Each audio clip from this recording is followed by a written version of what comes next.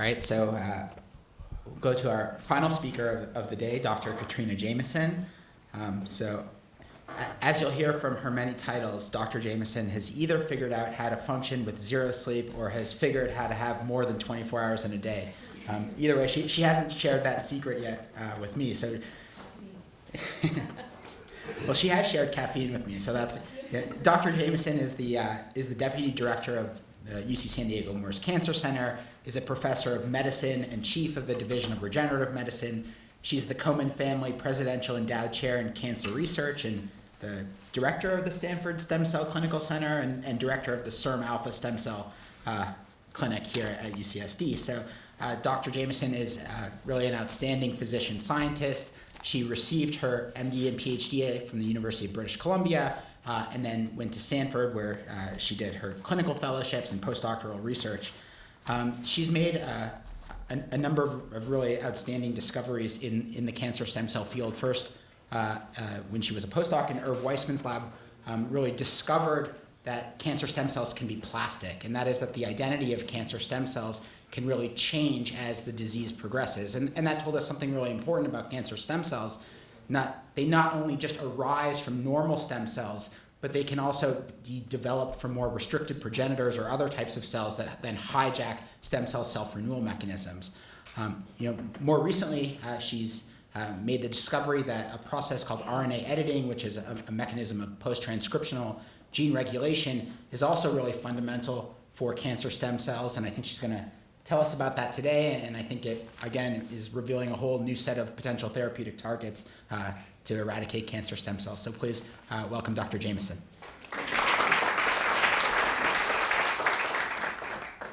As most of you know, I go by Cat, so that seemed very formal. Rob, thanks for that introduction.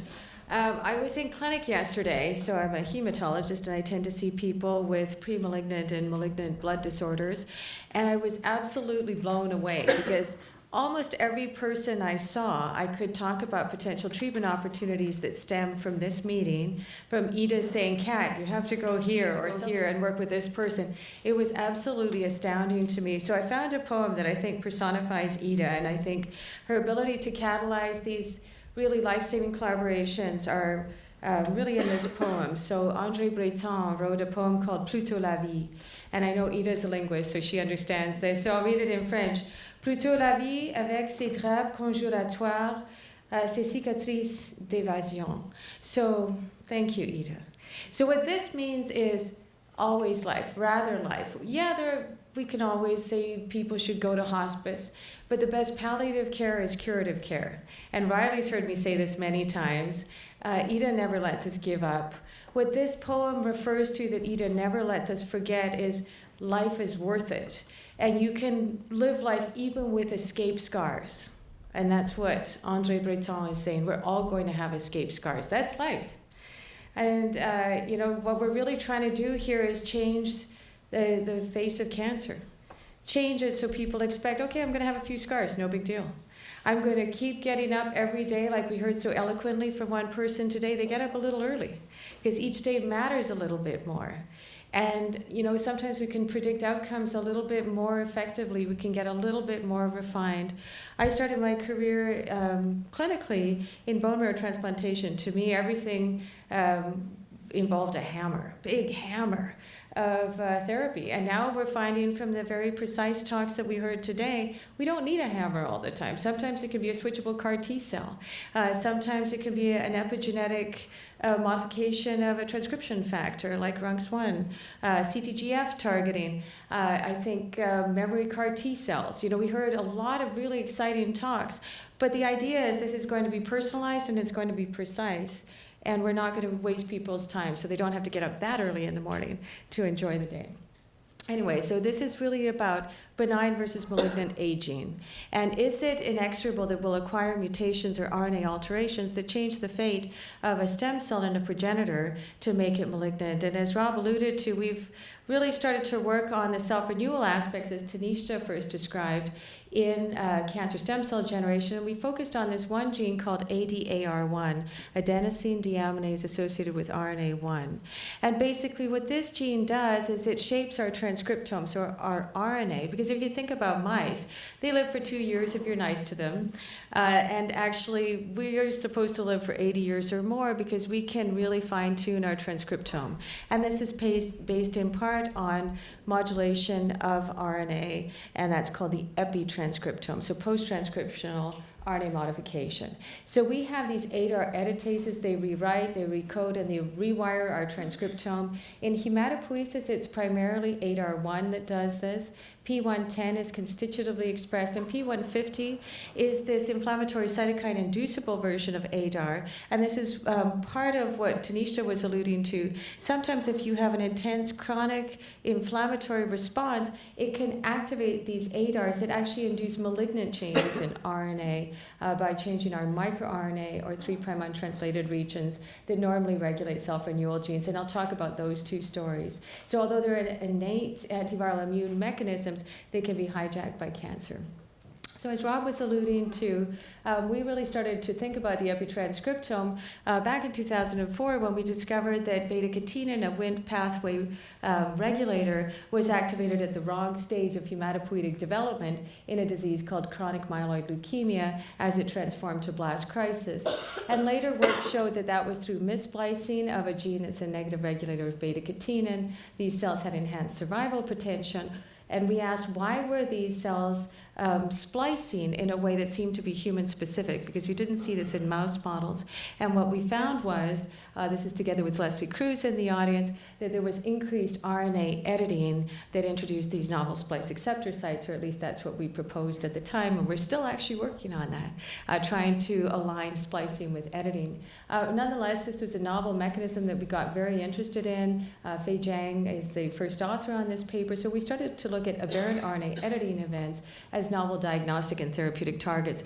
Now, the reason I show you everybody on the paper, everybody contributed to this. I think so often we have the first author and we forget that the other people have killed themselves for these papers. So I think it's very important when we look at publications to cite everybody on the paper. So that's why you'll see I do that. Anyway, so this goes back to when Faye noticed, looking at our data, that we had interferon gamma pathway upregulation in blast crisis progenitors, and that seemed to activate that ADAR P150 isoform and BCR-ABL amplification. So really this really aggressive form of chronic myeloid leukemia. What we saw if we overexpressed ADAR lentivirally is that we saw the genes that are normally expressed in pluripotent stem cells, as you see in the gene set enrichment analysis over here. And when we had ADAR wild-type overexpression, we really enriched for Wnt pathway genes, particularly those that signal canonically, like Wnt9A and AXIN2. So we started to think maybe this is a really important way that cancer stem cells clone themselves. So in other words, divide without differentiating. And one of the mechanisms for this we discovered was because they actually get rid of a differentiation-inducing microRNA called LET7. And this is because it gets edited at the Drosha cleavage site here in blast crisis CML when you overexpress ADAR at high levels, or if we lentivirally transduce normal cord blood stem or progenitor cells with ADAR. So we wondered, what are we going to do about that? Angela Cord and Mariana Zepeto in the lab figured if interferon gamma, which activates ADAR, actually signals through JAK2, we may be able to come in with a selective JAK2 inhibitor. Dasatinib as well seems to block BCR-ABL from activating STAT binding to the ADAR promoter. So essentially by preventing STAT, in this case 5, binding to the ADAR promoter, we were able to reduce adenosine to inosine editing and restore LET7 biogenesis. So we think that this may be a tractable model for actually going ahead with clinical trials. So this JAK2 inhibitor that I mentioned is now owned by Celgene, and you know, in full disclosure, we started a company that was acquired by Celgene, Impact. So hopefully that'll get approved and that will be available as a combination strategy. But what about other ways that ADAR could be working? Faye in the lab, together with Jane and others, really wanted to see what other microRNAs were edited by ADAR, and she found that a number of cell cycle regulatory microRNAs were affected by ADAR overexpression, and this was ADAR wild type that had editing capacity, not an ADAR mutant that we made that didn't have editing capacity. It was one microRNA, miR26A, that seemed to be the most important, and this seemed to be reduced in blast crisis CML. And so what Faye reasoned was that if she replaced the deficient miR26A and gave that to mice that had blast crisis CML, she would reduce leukemic engraftment, which was indeed the case.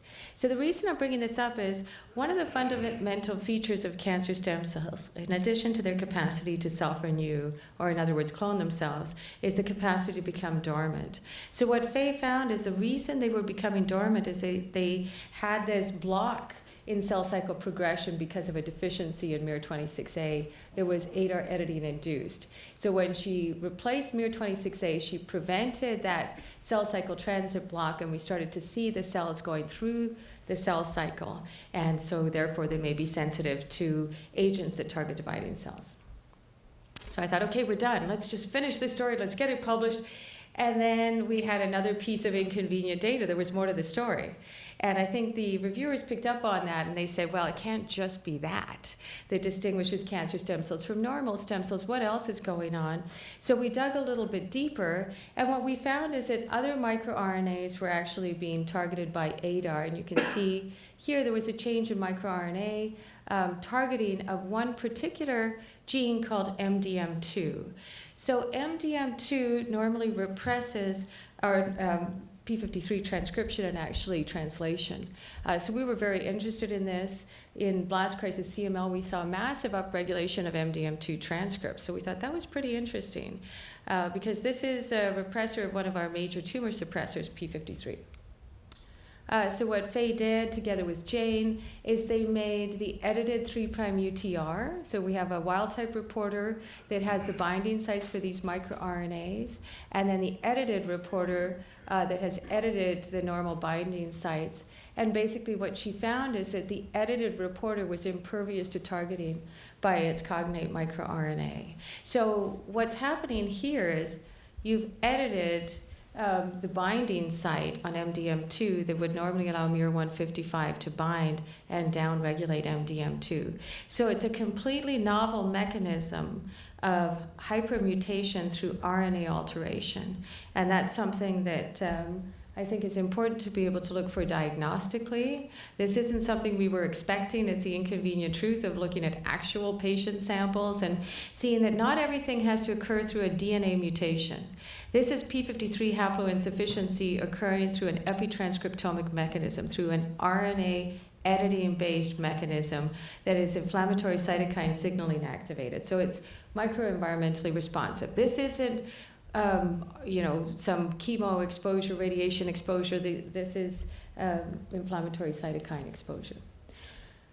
So basically, this is the model in normal hematopoietic stem and progenitors. ADAR is tightly regulated. It's used to allow our cells to regulate hematopoietic stem cell differentiation and cell cycle progression. But in leukemia stem cells and other cancer stem cell populations, it edits in the wrong places. So it edits at the Drosha cleavage sites and prevents maturation of microRNAs, some of which target MDM2 in the 3' UTR. So you've actually edited the microRNA so it can't mature, and you've edited where that microRNA would normally bind so you can't target this transcript for degradation, and you get enhanced self-renewal and survival.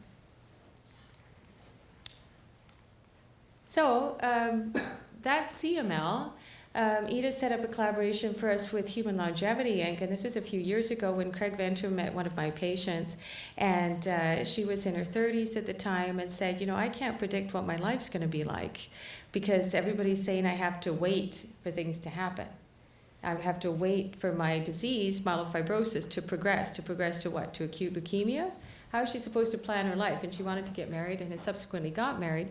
But she was one of the people that decided to get sequenced at the whole genome level, germline, meaning saliva, whole blood, derived CD34 positive cells, and then whole transcriptome. So we could look at the stem of progenitors to see what initiates disease progression in myeloproliferative neoplasms. So Craig Venter, having met her, said we'll sequence the first 50 patients for free because he felt it was so important for people to have predictive value. And we're still collaborating with HLI and have developed quite an interesting story. So it all comes down to hyperediting again. It just keeps coming back to ADAR. So the bottom line is what we're seeing is when people go from young bone marrow to aged bone marrow, they don't change their editing that much, but as soon as they get one of these myeloproliferative neoplasms, they actually increase their editing dramatically, and really most dramatically in acute myeloid leukemia. So we see this spectrum of editing. So total editing events go up. This is adenosine to inosine editing, and that seems to be a predictor of progression. So we can do this in blood, we can do this in tissue, in the tumors themselves, and the most important point is it coincides with that inflammatory cytokine inducible isoform 8RP150, and it's at the progenitor level, as Rob was alluding to. It's not at the hematopoietic stem cell level. This is really occurring in the progenitors. When we look at the string interactome of the most differentially edited genes, it's the Wnt signaling pathway that really stands out. So what we're finding when people progress from an earlier stage myelofibrosis to AML is they activate Wnt signaling through this RNA editing-based mechanism. As you heard earlier from Gordon Mills, he's taken a long time to show cancer heterogeneity, and when he looked at the effect of adenosine to inosine editing that's driven by ADAR1, he found it was really associated with how aggressive and therapy-resistant tumors are.